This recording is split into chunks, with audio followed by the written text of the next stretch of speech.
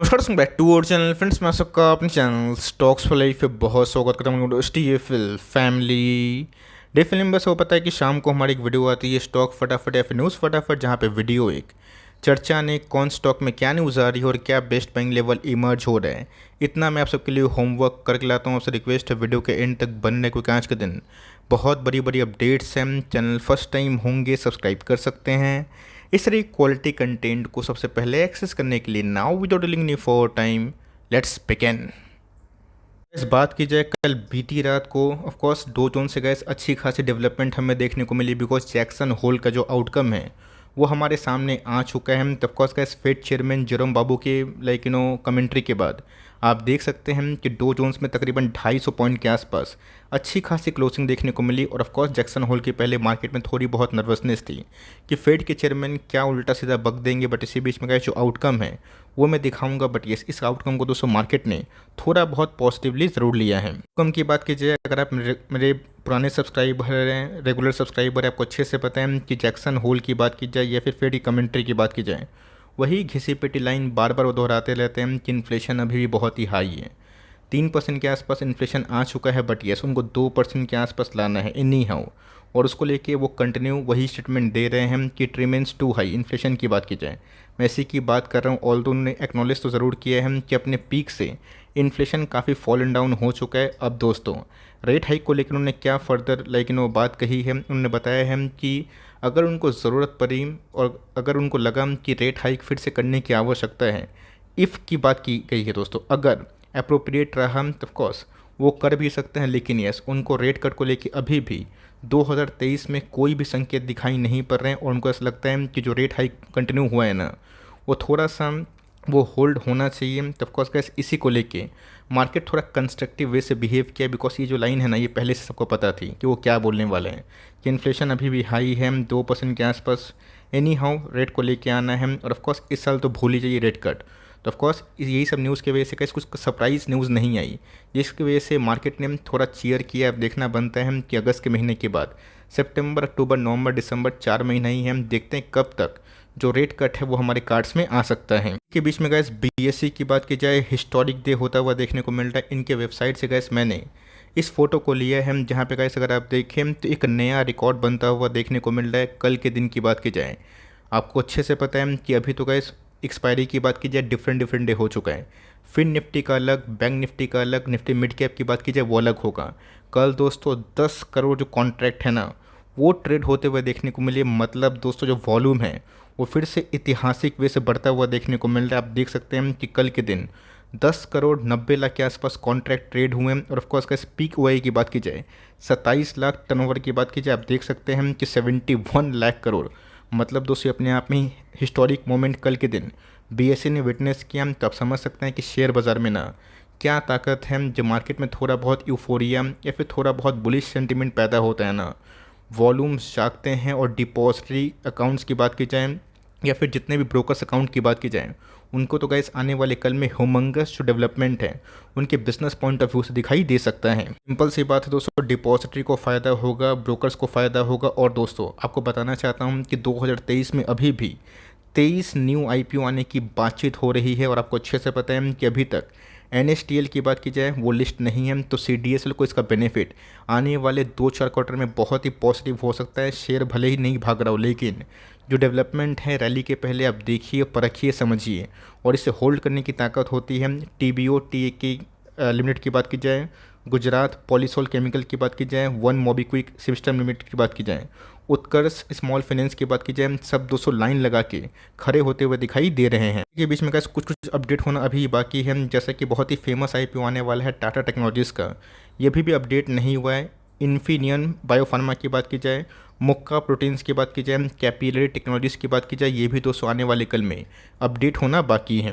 अब दोस्तों एक तरफ कॉन्ट्रैक्ट ज़बरदस्त ट्रेड होते हुए देखने को मिल रहा है। मतलब मार्केट में जो ट्रेडिंग है वो लाइफ टाइम हाई के आसपास देखने को मिल रही है। नया रिकॉर्ड कीर्तिमान शामिल होता हुआ देखने को मिल रहा है। अब 23 IPO दोस्तों 4 महीना की अवधि में अगर आते हैं तब को अच्छे से पता है कि डीमैट अकाउंट की वापसी फिर से जिस हिसाब से हमने देखा था वो हो सकती, ऑल्दो कि मार्केट में थोड़ी बहुत गिरावट हमें पीक से देखने को मिल रही है। मैं निफ्टी और सेंसेक्स की बात कर रहा हूँ, लेकिन यस, इससे घबराने की आवश्यकता नहीं है। हम लोग ऐसे अभी भी जो मार्केट का अप ट्रेंड है उसको कंटिन्यू कर रहे हैं। बात लॉन्ग टर्म की, तो ध्यान रखिएगा चार्ट 200 को क्या बताता है।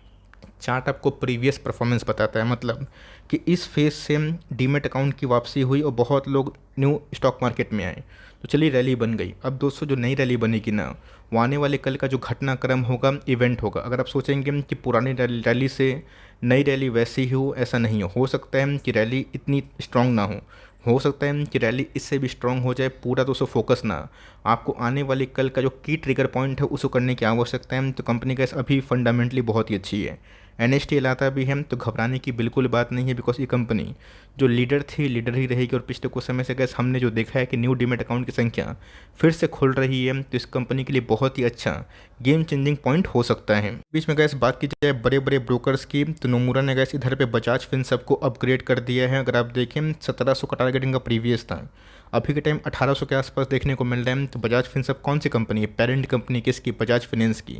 और आपने देखा कि हाल फिलहाल में ही बजाज फाइनेंस और फिनसर्व दोनों को ही बहुत सारे ब्रोकर्स ने बाई अपडेट कर दिया है। पर बजाज फिनसर्व की ऑफकोर्स गूगल में अभी भी ना बोनस और स्प्लिट का एग्जीक्यूशन साथ में एडजस्ट नहीं हुआ है, इसीलिए इसमें दूसरे वेबसाइट सबको दिखा रहा हूँ।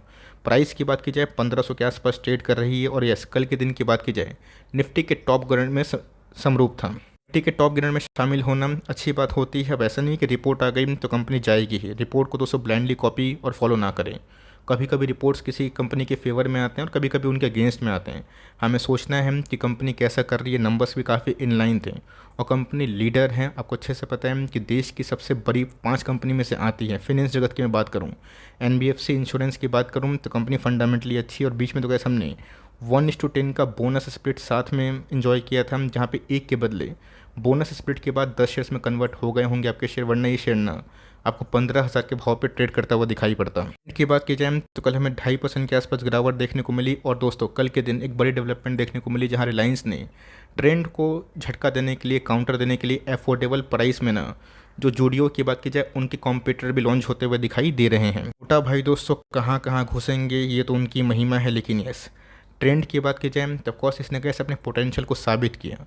इनके प्रोडक्ट्स की बात की जाए डाइवर्सिफाई है, रिच लोग के लिए भी है, मिडिल क्लास के लिए भी है, और अफोर्डेबल जो उससे नीचे तबके के आते हैं उसके लिए भी कैसे इनके लिए प्रोडक्ट है। मतलब इनके पास डाइवर्सिफिकेशन देखने को मिलता है। तो ऐसा नहीं दोस्तों कि मोटा भाई ने कुछ नया गेम प्ले कार्ड इधर पे शामिल किया है, दिखाया है तो कंपनी बर्बाद हो जाएगी। कंपनी इतना रैली कर चुकी है, निफ्टी नेक्स्ट 50 का भी स्टॉक बन जाएगी। तो थोड़ी मोड़ी तो कैसे करेक्शन होगी, लेकिन यस, हमें जो फ्यूचर आउटलुक है उसको समझना है। तो कंपनी कैसे बहुत तेज़ी से ग्रो कर रही है। आप चाहें तो इसको अभी के टाइम में अवॉइड भी कर सकते हैं, बिकॉज स्टॉक बहुत चढ़ चुका है। बट यस, अगर आपकी एंट्री हुई है तो बिल्कुल भी घबराने की बात नहीं है। निफ्टी नेक्स्ट 50 के इंडेक्स में आने के बाद 29 सितंबर को कंपनी में जो पैसिव इनफ्लोस है वो भी आ सकते हैं।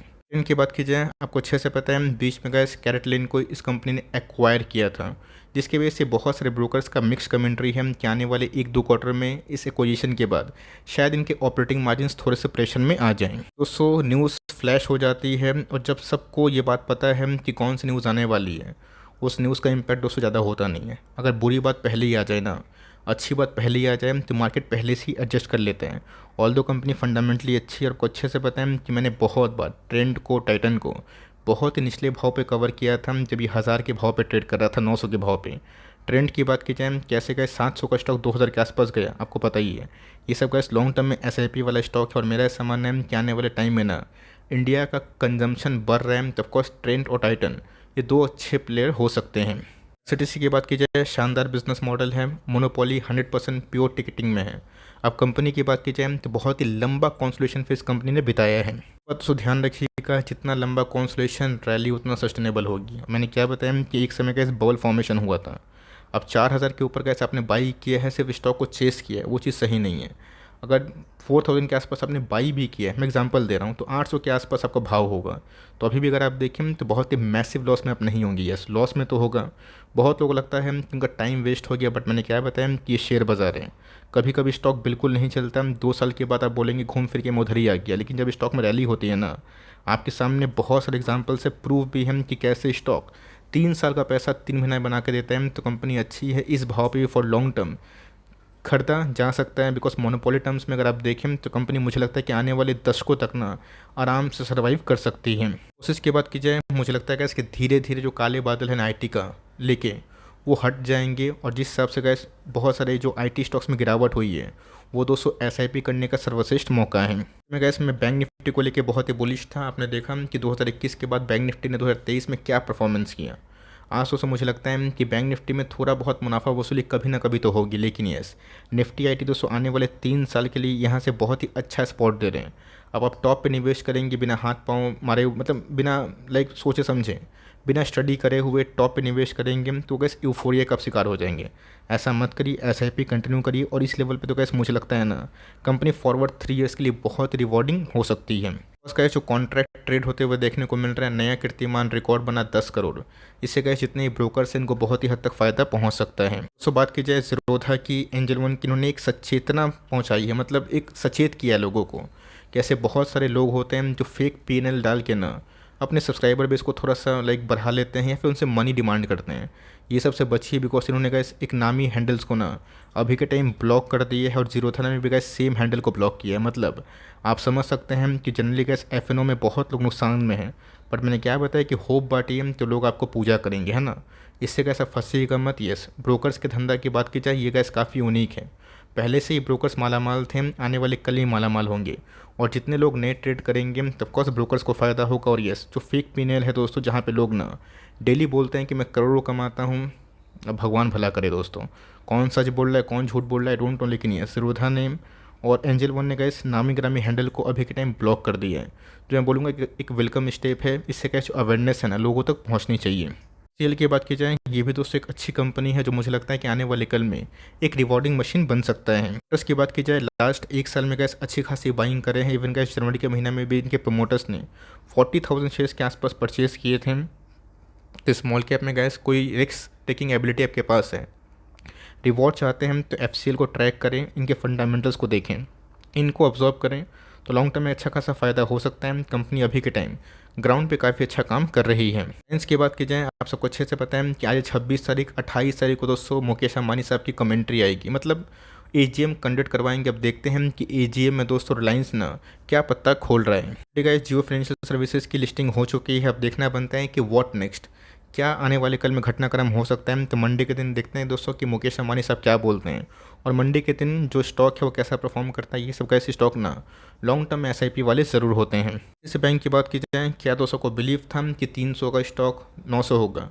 बहुत कम लोगों को बिलीव था। और ऑफकोर्स दोस्तों बख्शी साहब की बात की जाए ना, उन्होंने आईसीआईसीआई बैंक को जो पायदान पे पहुंचा दिया ना, मैं सही में उनको सैल्यूट करना पसंद करूंगा। अच्छी कंपनी के अंदर पोटेंशियल गैस बड़ा बड़ा सीईओ ही देख पाता है। तो ऑफकोर्स अगर बैंक खराब परफॉर्मेंस कर रहा है, सीईओ के ऊपर उंगली उठ रही है, तो बैंक अगर अच्छा परफॉर्मेंस करेगा तो सीईओ की जो वाहवाही है ना करना बनता है। पिछले कुछ समय से गैस नेट इंटरेस्ट मार्जिन की बात की जाए, वो ह्यूमंगस बढ़े हैं, और इसीलिए गैस पिछले कुछ समय से आपने देखा कि बड़े बड़े बैंक्स अच्छा परफॉर्म नहीं कर पाए। एचडीएफसी बैंक और कोटक तो पीछे ही है, बट दोनों गैस क्लासिक कंपनी है, मजबूत बैंक है, एक नंबर बैंक है। पर मैंने क्या बताया कि सबका टाइम एक साथ नहीं आता है। अभी का टाइम आईसीआईसीआई बैंक के फेवर में है।